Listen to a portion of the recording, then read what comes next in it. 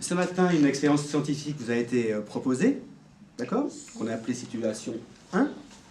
Est-ce que quelqu'un dans la classe peut nous rappeler en quelques mots quelle était cette situation, ce que vous avez observé, constaté, et les hypothèses émises par rapport à cette situation? Tu vas essayer, Alexis? Oui. Ah, ouais. Allez.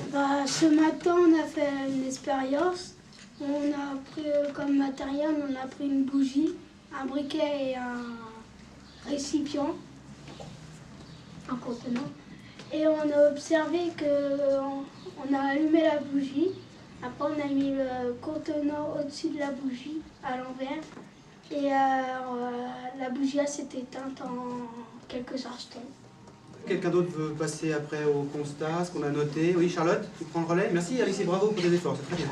Alors, ce matin, on a aussi aimé poser des questions ou trouver des hypothèses. Pourquoi?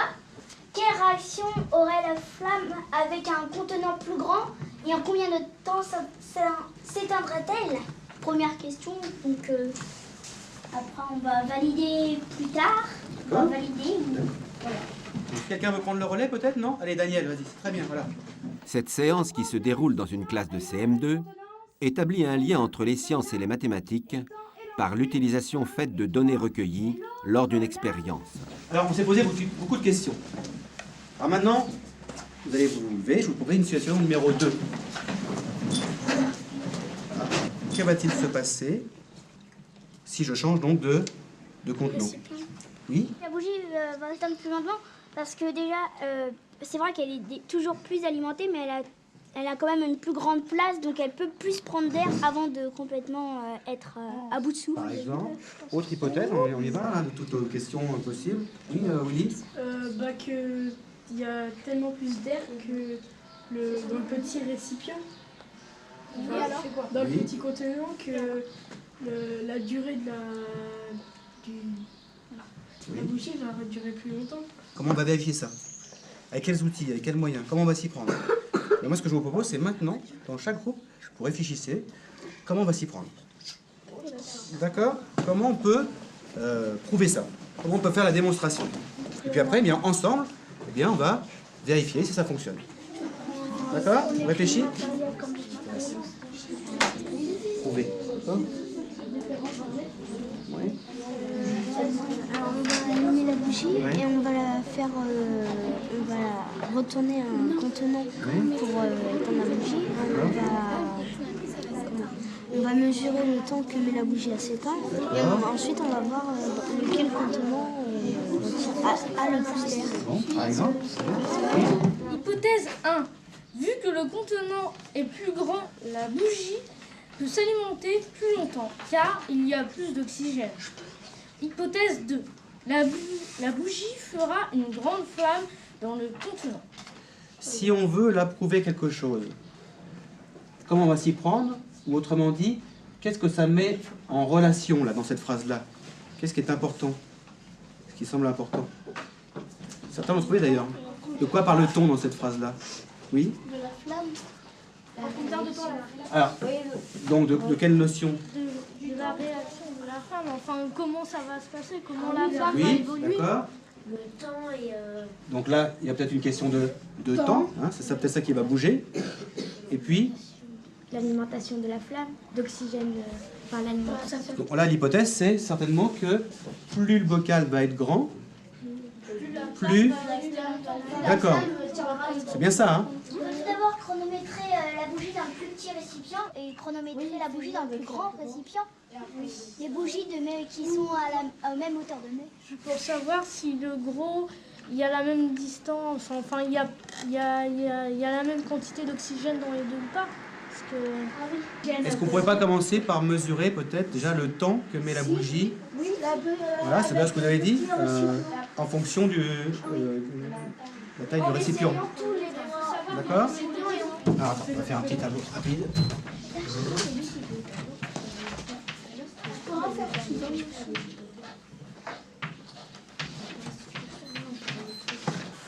Et là, qu'est-ce qu'on a fait? On a mesuré Le temps. le temps. Non. Avec quelle unité? Le temps en quoi? En secondes, hein?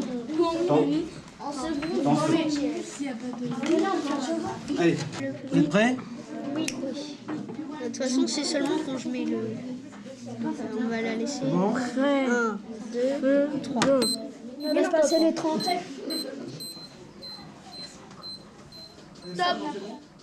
Toujours le top, le départ, top de fin. Oui. Allons-y.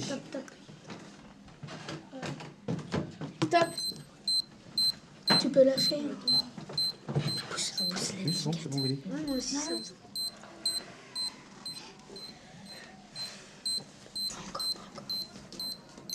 Là. Alexis pile. Mais il n'y a personne qui a dit stop. Pile.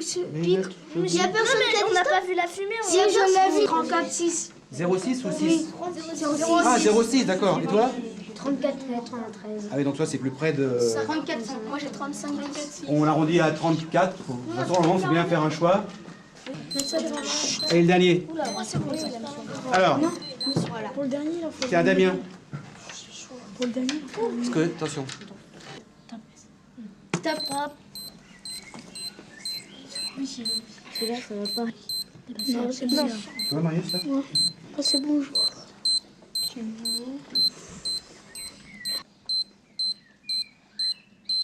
Top. Oui. Top, exactement même temps qu'il a appuyé. 99. Donc presque 44. 43, 64. On prend un 44. Oui, 43, 78. Maintenant, on a bien montré que plus le contenant est grand, Plus ça met du temps à... d'accord. Le temps, on l'a mesuré, donc on a été précis. Maintenant qu'on dit plus le contenant est grand, cette notion-là, est-ce que vous en pensez? Est-ce qu'elle est précise, cette notion-là? Alors qu'est-ce qu'on pourrait faire maintenant, peut-être? Leur taille, Alors. mesurer leur taille. Alors comment mesurer, là? Comment on s'y prend? Oui. Je me souviens plus si c'est le rayon ou le diamètre pour... Le rayon. Pour la... Oui. Mais qu'est-ce que tu veux mesurer, là, donc? on Mais- mesure la hauteur et puis... On fait... Oui, mais... Sur... Est-ce qu'on sait faire, ça? Ah oui, non. Alors, qu'est-ce qu'on pourrait peut-être utiliser dans tous nos outils, ce qu'on sait, nos connaissances, pour mesurer les différentes tailles, entre guillemets, hein, de ces contenants? Avec un bécher, Comment ça, avec un bécher? on met de l'eau dedans jusqu'à Oui. jusqu'à ras-bord Oui. et puis après on mesure avec le Donc bécher. on mesure quoi, en fait? On mesure la contenance. On sait faire ça ou pas? Oui.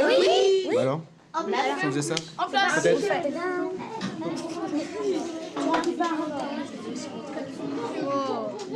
Allez, là, il y aura...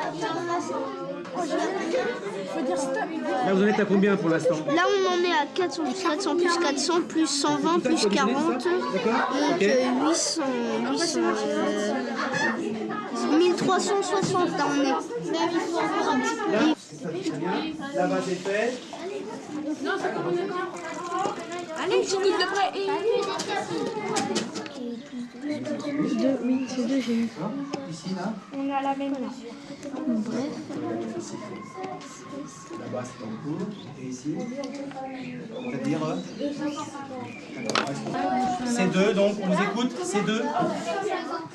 250 millilitres. On n'a pas besoin. Oui, tout à fait. Ensuite, 130 millilitres. Ouais, 130. donc ici 1380. J'ai mis ça, ça. Donc c'est quoi? C'est 5. C'est 5? Oui. 570. Ah bah oui, j'avais oublié plus de cas, ça fait bien 760. On se recentre un petit peu, venez après moi. Regardons, si vous me permettez, un instant, le résultat du travail engagé. On a bien ici un ensemble de données, d'accord? Ok. Ici, l'évaluation du temps sur les différents contenants, et ici, de leur contenance, d'accord? Quand on observe ce tableau, est-ce qu'il n'y a pas une remarque qui vous vient à l'esprit par rapport à la question initiale? Oui, monsieur Marius. Je trouve que c'est équitable. Alors, qu'est-ce qui est équitable, là, Marius? Bah, le temps que la bougie reste dans le contenant, Et ça, tu... selon l'envergure du contenant. Oui, et si on va plus loin, quand on regarde tout le tableau, monsieur Tom? Plus la contenance est grande et plus le temps est grand aussi. Plus la taille des contenants sont grands. Comment on pourrait reformuler ça? Plus le bocal est grand, plus ça dure longtemps. plus Le temps que la flamme s'éteigne dure plus longtemps. Plus la contenance des bocaux sont grandes et plus le temps est grand. D'accord? C'est clair? Ouais. Bien. Une fois qu'on a cet ensemble de données numériques là, qu'est-ce qu'on peut en faire maintenant? Anaïs? On peut le mettre en graphique. En schématisant. Et en graphique, on sait faire ça ou pas? Bah oui. Qu'est-ce qu'on pourrait faire? On pourrait le faire en bas. En plus, on a. Alors en bas, sur la... Oui, d'accord. Ou soit de courbe? Oui. La courbe, elle va pas être régulière, mais elle va monter. Mais... Oui, on va faire. Et à ton avis, elle va pas être régulière? Non. Bref. Non. Non? Non. À mon avis, non. Alors ben, on va essayer avec un graphique ou pas? Oui.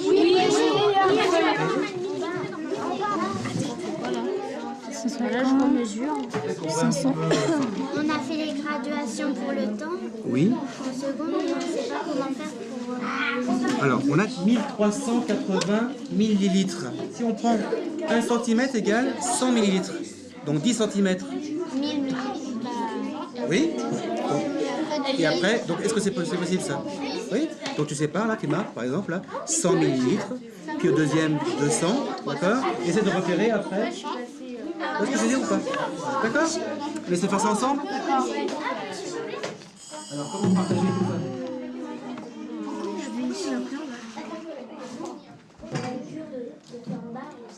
Ah oui, donc on trouve, peut-être ce sera plus simple. S'il vous plaît, lorsqu'on observe ce graphique-là, qui donne une certaine lecture de nos données numériques, là, qu'est-ce qu'on peut en conclure? Regardez bien ça, c'est intéressant. Oui. Que c'est un graphique proportionnel? Non, un graphique non. Oui. Régulier? Oui, donc il y a effectivement, entre le temps et la contenance, il y a bien un lien, d'accord? Donc là, c'est, on peut dire à peu près. À peu près.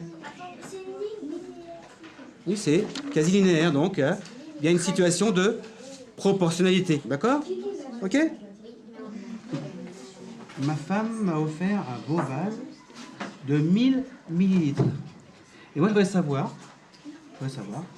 si je mets une bougie, d'accord? Que je recouvre la bougie de ce vase, combien de temps, à votre avis, la bougie va mettre pour s'éteindre? Marie? Entre 30 et 40 secondes, je pense. Oui. D'accord. Alors, regarde dans le tableau, comment faire pour peut-être être encore plus précis. Oui? On pourrait s'aider de la mesure du contenant 2. Comme c'est 250, on multiplie les deux mesures par 4. Et donc, ça donnerait? Ça fait 32. Est-ce que ça fonctionne? Oui. Bon. Vous êtes d'accord? Si j'ai ce problème-là, 1000 millilitres, c'est bien 4 fois 250 millilitres. Donc, je multiplie par 4 le temps. Donc, on a fait un travail qui est à la fois précis et qui mériterait peut-être encore Peut-être une validation supplémentaire. D'accord? Ça vous va, ça? Je crois que les enfants ont eu un grand plaisir d'être dans l'action, de faire les choses eux-mêmes, de manipuler, de travailler à la fois en petits groupes, en grands groupes, individuellement, de mettre en jeu toutes ces compétences qui, pour eux, va leur donner du sens. On a pu observer là, manifestement, que certains enfants, qui sont vraiment en difficulté, ont trouvé du plaisir, ont été actifs, et ont pris même des initiatives, ont été même parfois meneurs.